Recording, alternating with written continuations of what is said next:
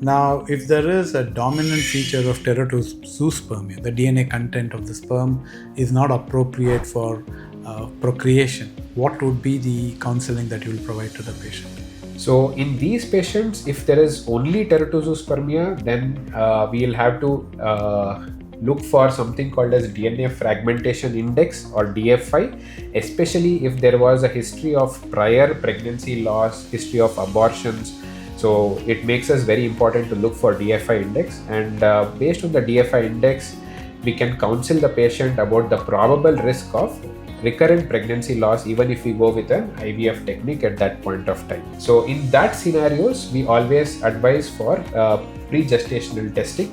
So once the embryos are formed through IVF, so we usually prefer IVF in those patients, and once the embryos are developed in the IVF lab, so we send a sample of the tissue of the embryo for analysis to look for such issues which can cause abortions, and then a selective embryo can be chosen and the pregnancy can be continued. What is the role of anti-sperm antibody test in patients with primary infertility?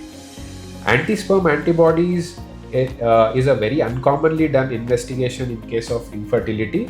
It comes into importance in patients predominantly who give an history of prior surgical intervention on the testes, or prior severe trauma to the testes which required a surgical intervention, or had a hematoma in the testicles, or a severe infection in the testes which could have breached the surface of the testes. Only then we go ahead with anti-sperm antibodies to look for these situations. And how would you treat a titer which is high of the anti-sperm antibody?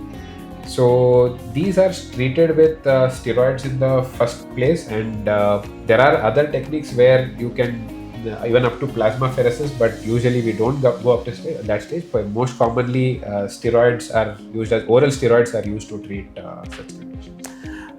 Thank you, Dr. Suraj, for enlightening us on the options for treating primary infertility.